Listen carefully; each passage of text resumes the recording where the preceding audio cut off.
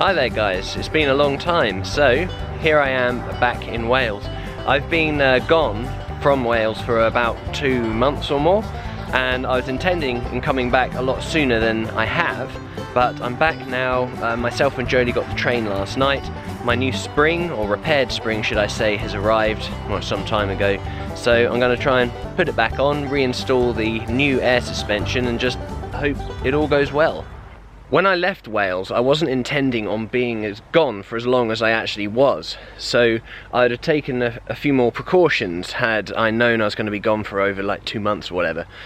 But basically, the battery I left connected, and it's been very, very cold. It's been in the minuses. The battery is completely dead, so I've got it on my intelligent charger to try and recover it as best I can.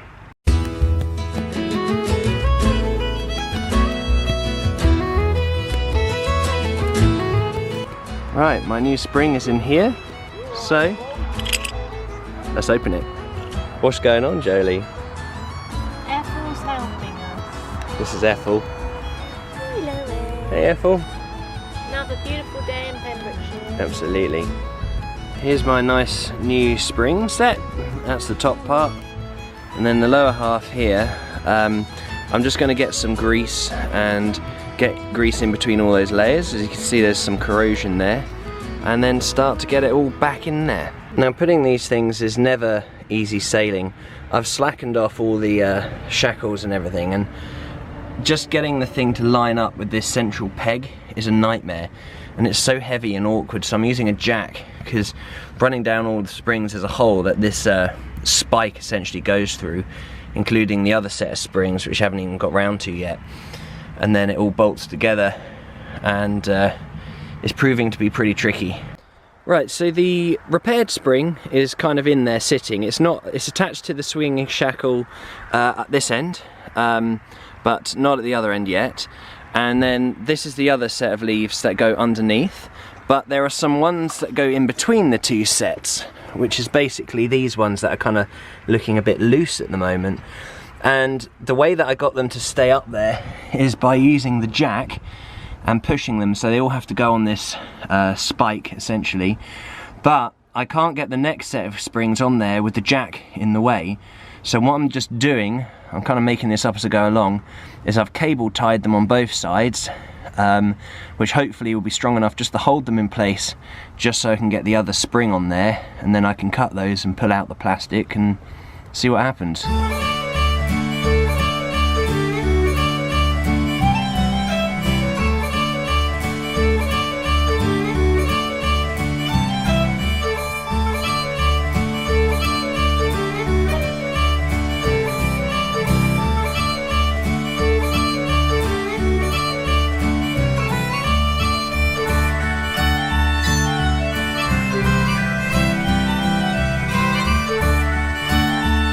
So here is my new suspension boot, and I'm going to kind of fit this so everything lines up before everything's kind of bolted in place. And yeah, that's going to be an exciting addition. Hopefully I can get this to work. It's going to make such a difference. This is the old air suspension unit, and I need to take this part off here. Essentially this is an adapter that the previous mechanic, or whoever it was, built so it fits the chassis, and these are what hold it on the chassis, but what holds this on the plate I need to remove. And they're Allen keys and pretty rusty, but I'm going to blowtorch them. But this one, I'm not sure what's going on with that one. It's kind of like already stripped, or bigger hole. I'm hoping I don't have to drill these out. Now, I've had this on the blowtorch for about 5 minutes, and all it's done, well, it's done nothing, but you can see the amount of torque I've used, and it's bent the Allen key rather than actually turn that. So this is proving to be very difficult. Okay, so luckily this other one here, I won't touch it because it's red hot, that came out of this one. It had a much larger Allen key hole, and that one came out, I guess the Allen key much stronger, but I was able to actually hammer this whole thing and rotate this entire arm, which has actually given me the leverage I needed to undo this, and now this one is also turning, thank God. Well, thank goodness for that. I hope the other side also works. I have a technique now.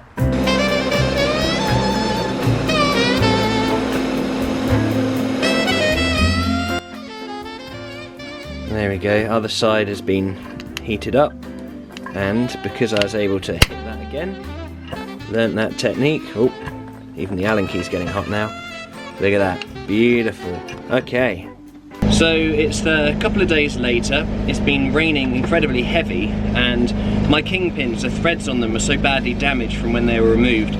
I've taken to a garage just to recut them because I don't have a tap and die set. But we're getting to work inside. As you can hear, the camper is running. Jolie, what are you up to? So we're just gonna be scrubbing some. There's some mould, which we're just going to clean up. I think that's what. Is that what you're trying to say? Yes.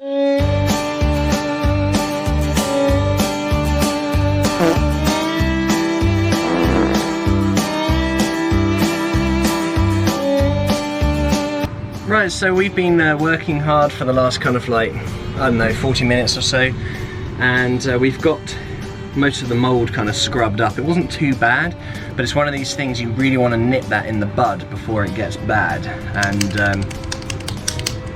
it's weird, I thought I heard something. And I've noticed that there are, in the wood parts of the cab, it's quite bad as well, so I'm just going to get on top of that. And it's one of these things, at some point I really need to treat the wood. The cladding, for the most part, seems to be mould resistant. I think it was treated in the factory, but it's the other types that I've got that really flare up, so I need to get something on them that will kind of like, not like varnish, but I don't know, something that will protect them from future moisture and mould.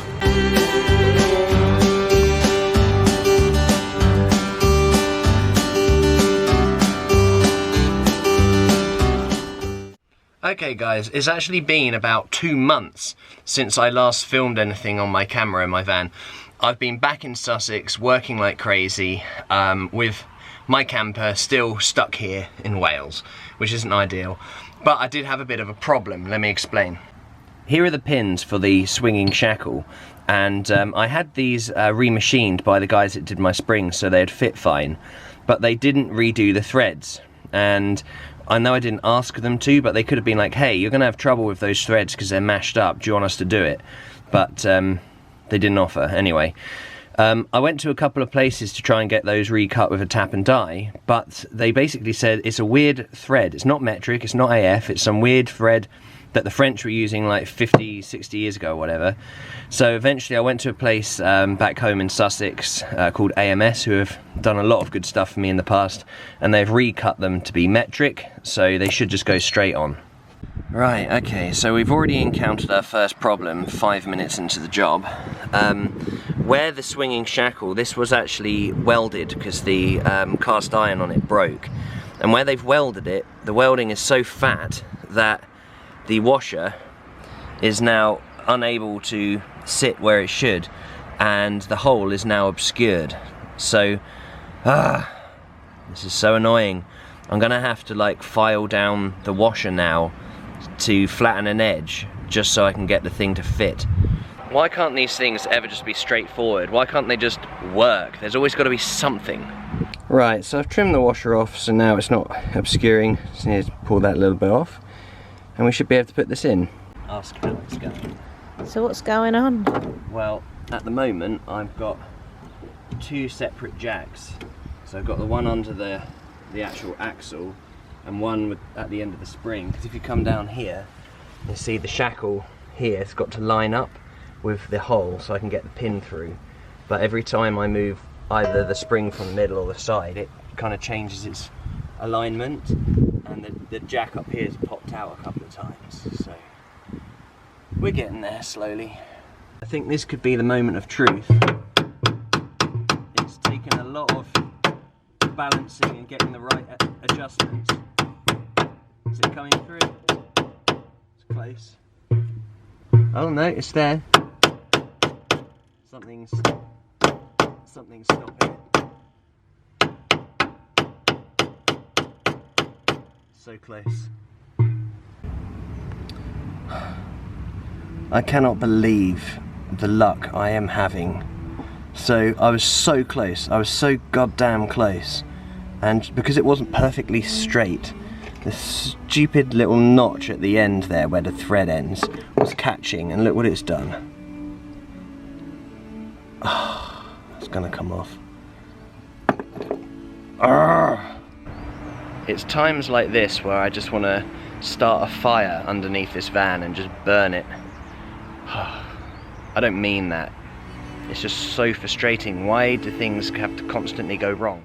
Right, it's been a couple of days since I last filmed, and my shackle has actually been repaired. So I took this down to the first place, long story short, like, no, we can't do it, go here. Second place, no, we can't do it. And they said, there's a guy called Chris, who's like a Welsh farmer, he's about my age actually, and he does all sorts of things. Took it down there and he was just like, oh, that's going to be difficult, don't know if I can do it. Boom, he's done it. And he definitely had that kind of proper Welsh spirit, which is something I love about the people in Pembrokeshire. You know, they got a real can-do attitude, which is what I need to remind myself to have, since I was a bit grumpy the other day. I haven't had much luck recently as well, apart from the fact that I broke the shackle working on it last time, which was entirely my fault. Because I was thinking, why on earth would they make a swinging shackle out of cast iron? But then I thought, it has been there since 1955 and it's only broken because of me. So I can't really blame the manufacturer. But the other thing was, I was doing some work recently using one of those things that you bash posts in the ground with, and I've used these many times before, never had any problems. I put in about 5 or 6 of these posts, and then on one of them I kind of lost my footing on the loose ground and I slipped and I bashed myself in the head with it full force, and I actually knocked myself out, and it really hurt. I remember waking up on the ground, I sat up and I held my head while waiting for the pain to subside. And when I pulled my hands away, both my hands were completely covered in blood. So I had to go to hospital. And I took a photograph shortly after this happened, so if you don't like blood, look away now. So yeah, that wasn't great. So I went down to the hospital, they super glued my head back together. I'm not allowed to wash my hair for 5 days. I've got a couple more days to go before I can, which is why my hair's looking particularly scruffy. At least it does most of the time anyway. So anyway, that knock to the head has basically made me think, alright, do you know what? What I said about lighting a fire under this van, that was totally unjustified. It's entirely my fault. I just need to take my time and really focus and just be as careful as possible reassembling this. Right, let's see if I can do it. Now I've got the offending part on. This is the part that broke last time, and that is on quite nicely. But I've just got to get these 2 holes to line up now, or actually 4 holes really. And what might not be clear to you guys watching is just how much tension this is all under, because if I slacken, for example, that end off, it's going to be a nightmare getting that in, or a nightmare getting the bottom of the spring in. You know, you can get 2 things out of the 3 or 4, because this has got 2 points of contact. So something is going to have, is easier because it moves, but the tension that it's all under. So I've got this jack here holding this block, the jack under here, maneuvering it. You've got to realise that when things start to line up, the tension it is under is immense. So it's not like I can just move it around easily. After a lot of fettling, I've managed to get it in. I used this bolt here to kind of line it up. And the tricky part is the washers, because they obscure the Kingpin, which is what caused the problem in the first place. And I've got one more washer to fit, which will go down in this gap. Don't know how easy the camera will see that. But I need to trim part of the washer before it will go in, and then try and get it to line up. As I say, it's under so much tension. All it takes is just one lip of the Kingpin where the thread ends, and there's a little lip before the smooth part, and it catches, and then that's it, it's stuck. This has probably been one of the most tricky jobs I've ever done on this van.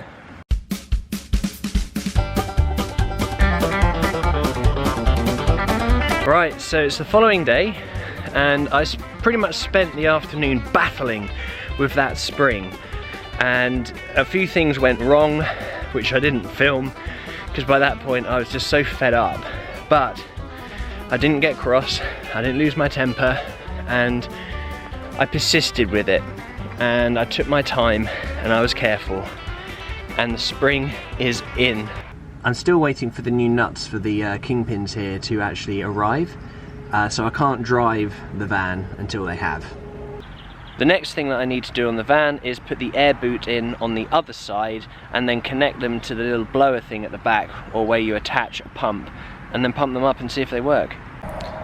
Now this is the other side, so not the side that had the broken spring, and I've just finished installing the air boot there. That's all nice and secure. So basically all I really need to do, apart from stick the wheel on, is connect some kind of air pump. So let me get under here. So basically this is what was pre-installed before I owned the van. Let's get it the focus, there we go. So you basically connect your air pump with a pressure gauge to these until you put it up to the desired pressure, I don't know, 40, 60 psi, whatever it is that it needs. And also the new nuts arrived in the post. There we go. So they have been fit, and they're nice lock nuts with the spring washers too. Okay, so Jolie, you're giving me a hand. Yeah. We've connected the makeshift air pump here to the battery, and we're going to pump it up to 60 psi. 60 psi. So you're in charge. Oh, God. Okay, go.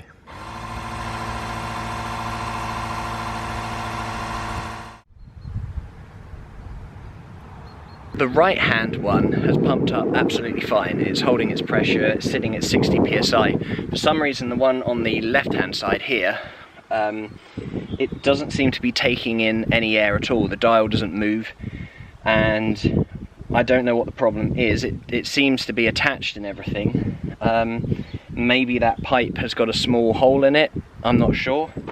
But this is really annoying because I'm going to have to take the whole wheel off again and take the air boot partially off, and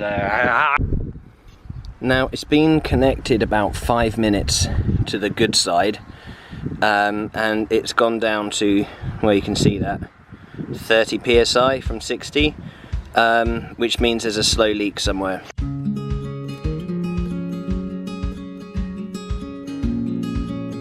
I think I might have cracked it, so have a look at this. So I've managed to move the van out from the field, and one side, although I see the pressure's going down, it does seem to be holding itself because the van is leaning quite heavily to the left. I took it for a little drive up and down the road, and this side, the air boot, is completely squashed, and the other side is up nice and high. I must admit it was a much smoother drive, but what I found was the air pipe that was coming down, I found a section of it was all cracked, so I've cut it out. Luckily there's quite a lot of spare, and I've reconnected it, and now we're going to see if it actually works. Right, so the air boot is completely compacted there. So turn her on, Jolie.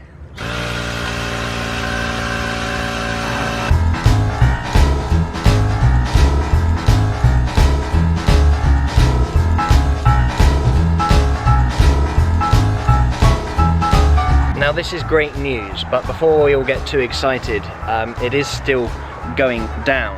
So these old air hoses, that they could have been on there for decades. I don't know how old they are, but they're very, very perished. Let me show you. So this one here is currently at 60 psi, and if I move it, I don't know if the camera will pick that up. There's a hissing coming, where basically the air is escaping through a crack. Obviously it goes without saying those hoses do need to be replaced, and I have actually ordered some offline to replace these old brittle ones. So I'm thinking once those are in, that's going to be job complete. It does mean I'm going to have to drop the air boots out again, which is going to be a bit of a pain, but the fact is I know the system works, and I am so relieved I can't even tell you.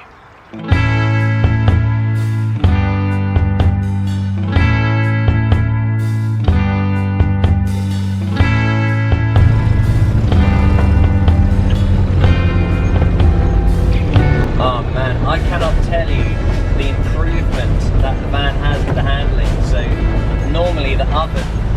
going, even though the slightest bump, like bang, bang, bang. Like, forget potholes, I mean literally the tiniest of bumps. And at the moment, we're just cruising along. I've never known the handling to be this good in the van. I'm going over bumps, and instead of going bang, it's going. Air suspension is definitely a win. Just need to get some new pipes and we'll be sailing.